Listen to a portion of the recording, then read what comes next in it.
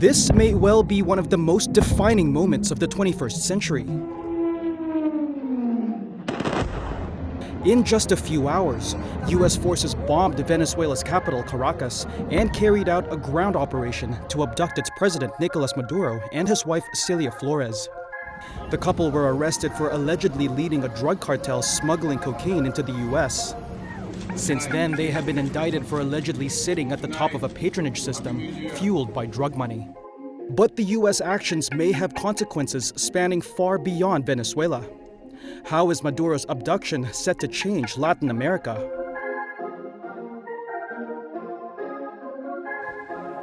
I would look at it in two ways. One, as an assertion of the idea that the United States has a role to play in kind of resuscitating and changing the course of failed states within the hemisphere. Secondly, I would look at it as something that announces the United States' active interest in the resources and the economies in the hemisphere, and wanting to make sure that the United States has a major role to play in the economy of the hemisphere as well. What does that mean? We're in charge. Trump has revived a long-standing cornerstone of US foreign policy, the Monroe Doctrine.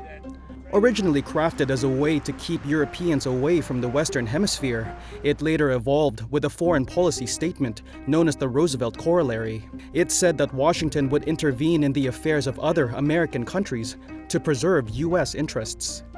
But Trump has further added another, more aggressive corollary to the Monroe Doctrine by including it in the US National Security Strategy released in November 2025. Of course, countries in the region are very preoccupied with the precedent that the US administration has just opened to illegally confront international norms. I think this strategy kind of shows his way of thinking about the world in this division of spheres of influence, and he really considers Latin America to be the United States' backyard. He brings forth some concepts such as the Monroe Doctrine, and people are talking about the Monroe Doctrine, like adapting the name to Donald. He definitely sees Latin America as they should just follow his lead.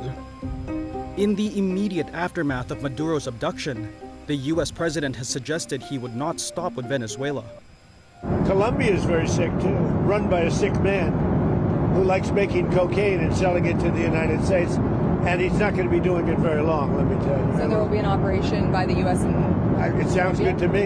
And Cuba literally is ready to fall. And you have a lot of great Cuban Americans that are going to be very happy about this. I like Claudia. I think she's a terrific person. I would say every single time I talk to her, I offer to send troops. The cartels are running Mexico. Whether you like it or not, it's not nice to say, but the cartels are running Mexico. So is the so-called Monroe Doctrine the new normal? We are definitely worried about this possibility. I wouldn't jump to say that Trump is eager to do that again. I think he likes to show force and then use that as a form of intimidation and, as a form of bargaining. I don't think that he wants to invade many countries and topple leaders. Apart from military action, the US also uses other means to shape its interests in Latin America. Trump has meddled in the political affairs and national elections of multiple countries to favor conservative or far-right politicians. He imposed additional tariffs on Brazil after the conviction of his ally, former President Jair Bolsonaro. In Argentina, he threatened to cut financial support if Javier Milei's party did not win a majority in the 2025 midterm elections. But do these recent moves by Washington signal continuing US intervention in the region?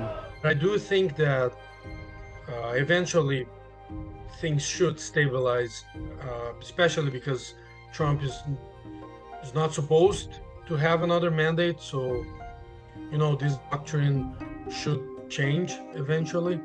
And in the meantime, some countries in the region will try to band together and form a collective response, banding together to try to show a united front, not confronting Trump overtly, but putting a stance that you can't interfere on our sovereignty openly like that. They all have their own politics and their own interests. I mean, Venezuelan politics are not Colombian politics or Brazilian politics at all. So the idea of trying to band together to resist is an interesting idea in the abstract, but it also bears reminding what it is that they might be resisting. More commerce, more American influence, perhaps to supplant the influence of others economically or geopolitically. They'll all have different answers to that, and will not be monoliths. In the aftermath of the U.S. operation, the community of Latin American and Caribbean states held an emergency meeting. While countries such as Brazil, Mexico, and Colombia condemned the raid, others like Argentina and El Salvador praised the U.S. operation, hinting at discord among Latin American leaders. Finally, the operation raises further questions about the future relationship Latin American countries will have with China.